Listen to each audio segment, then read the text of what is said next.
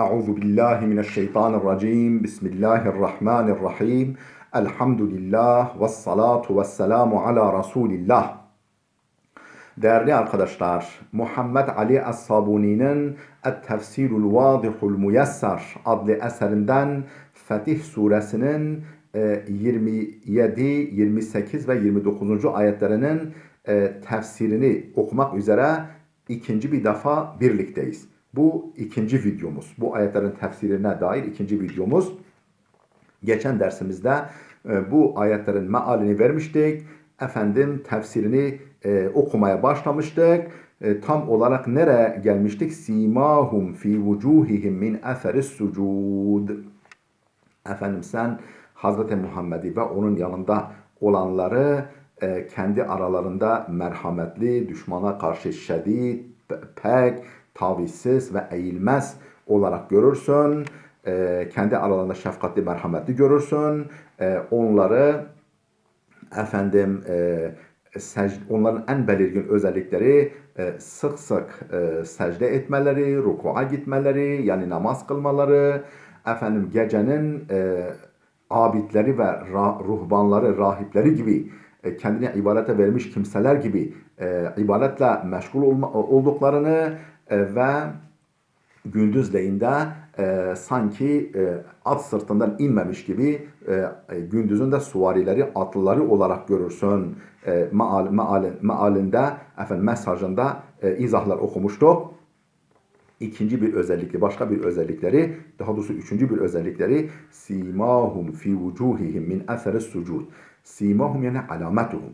Alametleri alınlarındadır. Peki o alametli alınlarında yer alan, çehrelerinde yer alan o alametleri neyin etkisiyledir? Min eseris sucud, secdelerin etkisiyle. Oradan itibaren okumaya devam ediyoruz. Ey alametuhumulleti tazharu linnaziri enne vucuhahum lahat fiha alamatus seheri ve teheccüd. Ey alamatuhumulleti tazharu linnaziri. Yani bakanın ilk gözüne çarpan alametleri, işaretleri, nişanları enne vucuhahum onların çehreleri lahat fiha o çehrelerde görünür. Alamatus seheri ve teheccüd. Geceyi uykusuz olarak geçirmeleri ve teheccüdle, ibadetle, Kur'an okumakla, ilimle meşgul olmakla geçirmelerinin alametleri onların çehrelerinde göründüğünü, bakanın ilk gözüne çarpanın bu olduğunu görürsün. Peki bu secdelerin, geceleri uykusuz, ondan sonra ibadetle meşgul olarak geçirmelerinin, teheccüdle geçirmelerinin alametleri nedir? Bu alamet nedir? وَهِيَ اِشْرَاقَةُ الْوَجْهِ بِنُورِ الْعِبَادَةِ. İbadet nuruyla vechin ışıl ışıl parlamasıdır. Işıl ışıl böyle nuranilik kazanması, nuraniyet kesbetmesidir. وَمَا يَظْهَرُ عَلَيْهَا مِنَ الْبَهَاءِ وَالْوَقَارِ. Ve o çehrelerde görünen beha, güzellik ve vakardır. O çehrelerde böyle bir asalet, bir iyilik insanı olduğunun görülmesidir. Hakikaten mesela hani bazı insanlar var, gözleri fıldır fıldır. Yani böyle simalarına baktığın zaman sanki tilki suratı, yani kurnazlıkları, hilebazlıkları, kötülükleri adeta onların yüzünden görünür. Öylesi de vardır ki melek sima, melek misali, yani ağırbaşlılıkları, asaletleri, birer iyilik insanı oldukları çehrelerinde ayna gibi kendini belli eder. İşte bunlar o türden insanlardır. Beha, güzellik ve vakardır o alamet. Kale Mansur, seeltu Mücahiden. Tilmiz İbn Abbas. Mansur diyor ki ben Mücahid'e sordum. Mücahid kim? İbn Abbas Hazretlerinin talebesi olan Mücahid'e sordum. An hazihil ayeti. Bu ayet hakkında sordum. Nedir bu alamet? Bu bizim bildiğimiz bir nasırlaşma mı? Hani var ya bazıları mesela alnında böyle nasır, sanki nasır tutmuş gibi. Yani secde izinden dolayı öyle bir böyle mühür gibi bir işaret görünüyor. O mu? Ehiye eserun yekunu beyne ayneyir racul.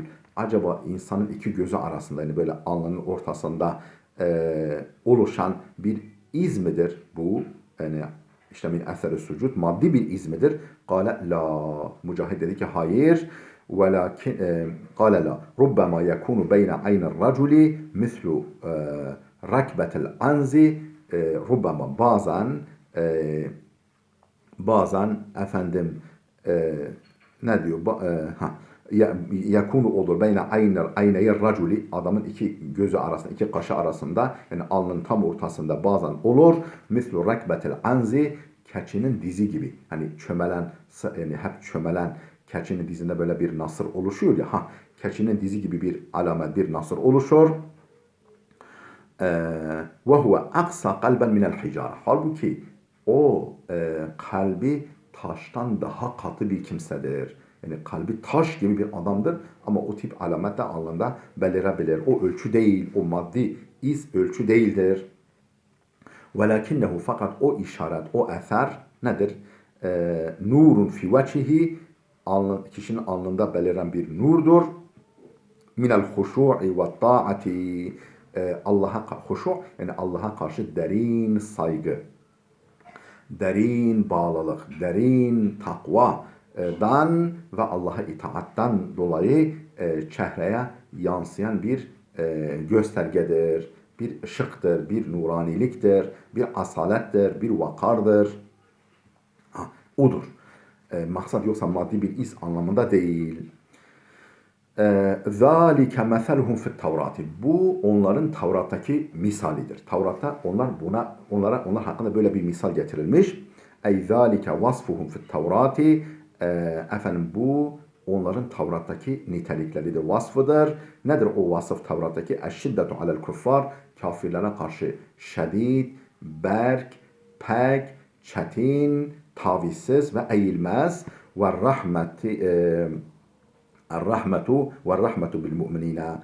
Efendim müminlere karşı merhametli oluşları ve kesretu salati ve sucud, çokça namaz kılmaları, bu vesileyle secdeye gitmeleri ve işrakatul vecihi bi nuri taati vel ibade, taat ve ibadet nuruyla alınlarının ışıl ışıl olması, pırıl pırıl olması.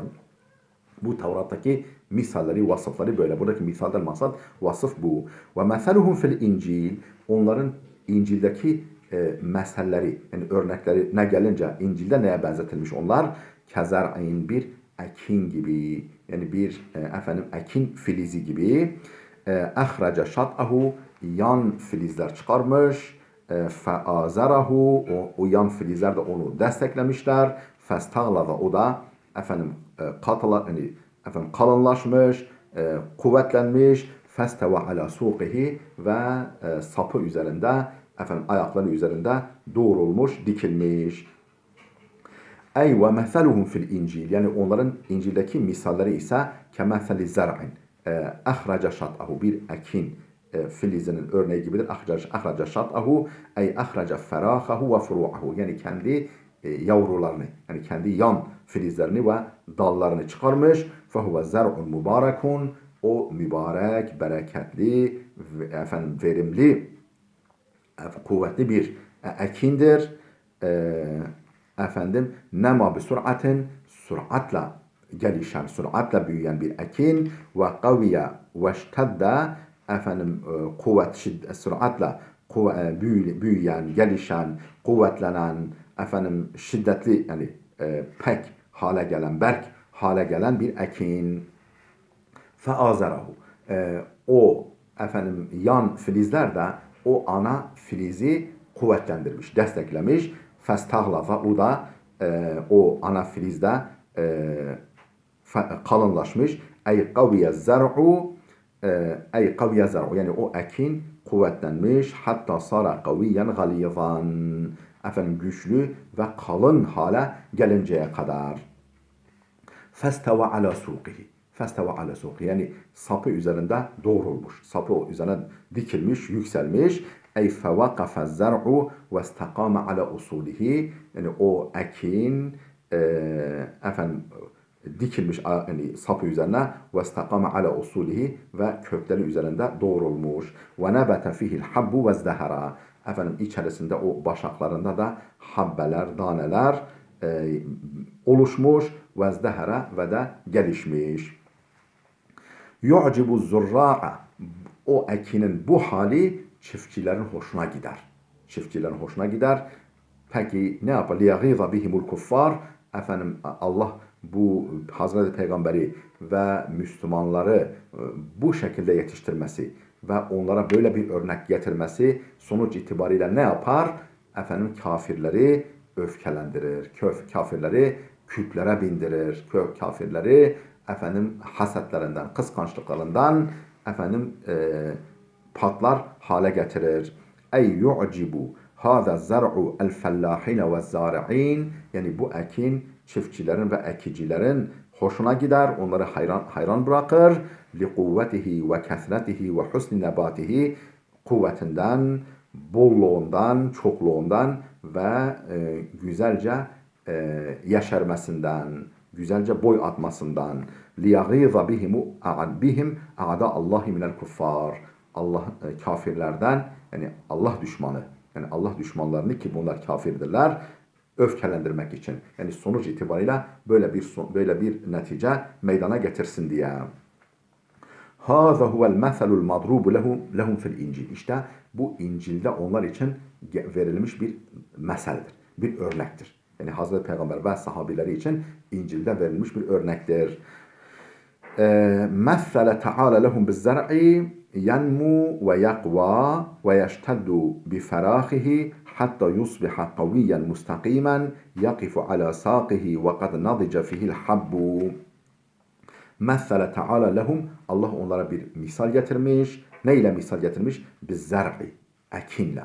O ekin yenmu, gelişiyor ve yakva, kuvvetleniyor ve yeşteddu bi ferahihi, efendim yan dallarıyla, yan filizleriyle destekleniyor. Hatta yusbiha kaviyen mustakimen, efendim o ana filiz diğer yan filizleriyle beraber kuvvetli ve dimdik, dümdüz hale gelinceye kadar. Yakifu ala saqihi, efendim sapı üzerinde doğrulmuş. Ve kaviye ve kad nadice fihil habbu, içerisinde daneler olgunlaşmış, böyle sertleşmiş, olgunlaşmış içerisinde.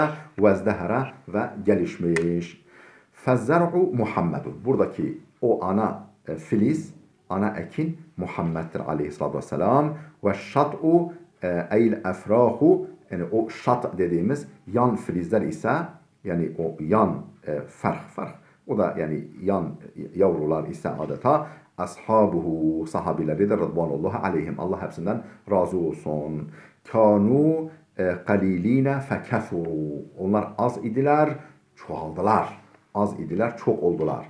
Ve duafâ'a fekavu, efendim zayıf idiler, güçlendiler. Hatta salube emru dini bihim veşkedde, böylece din işi, dinin durumu, İslam dininin durumu onlarla, yani efendim ne diyelim, salube, salabet kazandı, eğilmez hale geldi. Veşkedde, ve de kuvvetlendi, eğilmez hale geldi ve kuvvetlendi din işi.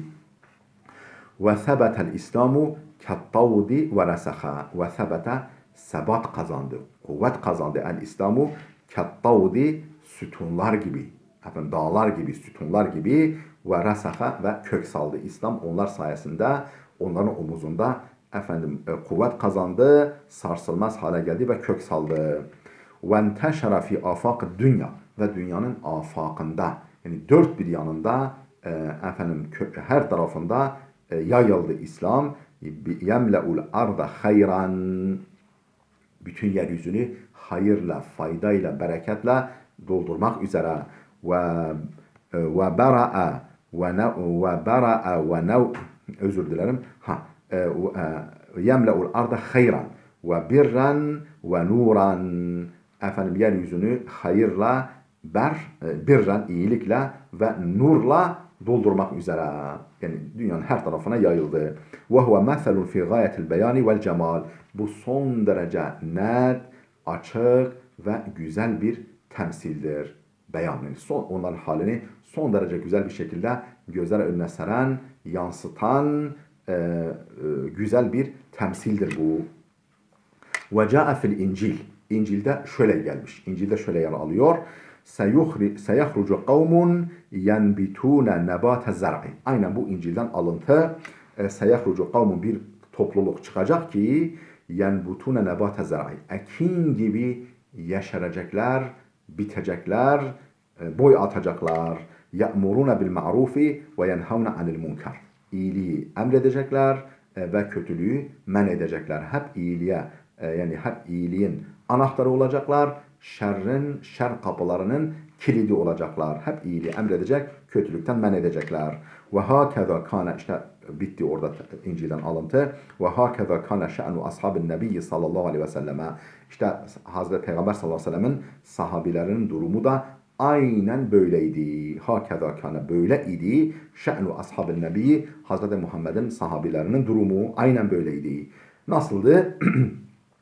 Kânu qilleten fekethuru.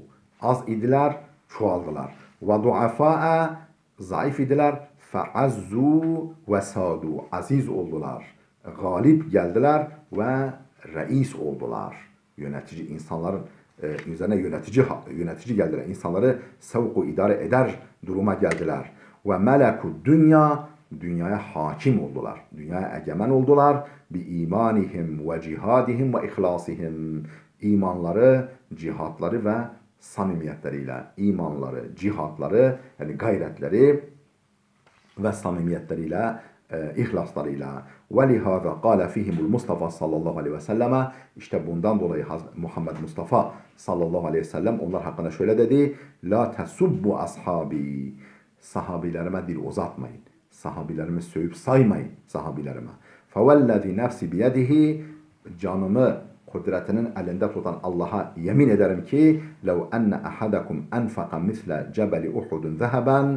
Sizden biriniz Uhud dağı kadar altın infak etse, efendim harcasa, sadaka olarak verse, ma belaga mudde ahadihim ve la nasifahu. Onların verdiğinin yarım avucu kadar, yarım avuç verseler, siz Uhud dağı kadar verseniz, onlar yarım avuç kadar verseler, yani onların avucu bir avuç kadar, hatta avucunun yarısı kadar verdiği etmez. Sizin o Uhud dağı kadar yaptığınız harcama. Ey nısfahu. Nasifahu yani nısfahu. O bir avucun yarısı kadar bile etmez onların verdiğinin. Ravahul Bukhari ve Müslim. Bu hadisi Bukhari ve Müslim rivayet etmiştir. Ve khatamallahu ayete bi kavlihi. Allah Teala bu ayet-i kerimeyi şu ifadeyle noktalıyor, bitiriyor. Nedir o? وَعَدَ الَّذ۪ينَ آمَنُوا وَعَمِلُوا الصَّالِحَاتِ مِنْهُمْ مَغْفِرَةً وَاَجْرًا عَظ۪يمًا.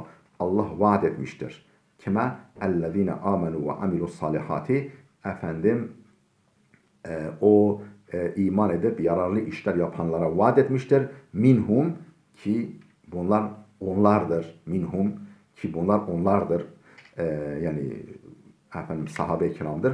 Mağfireten, ne vaat etmiştir? Mağfiret, bağışlama ve ecren azima, ve büyük bir mükafat vaat etmiştir. Ey vaadahum bil mağfireti vel ecril azim fi cennatin naim. Nimetler dolu cennetlerde, büyük bir mağfiret ve bir mağfiret, bağışlama ve büyük bir mükafat vaat etmiştir. Vallahu la yuhliful mi'ad. Allah sözünden dönmez. Vaat etmişse mutlaka vaadini yerine getirecektir. Allah bizleri, sizleri, hepimizi de onlara layık eylesin. Onların yolunda yürümeyi hepimize nasip eylesin. Bu mükafatı da hepimize lütfeylesin. Allah'a emanet olun.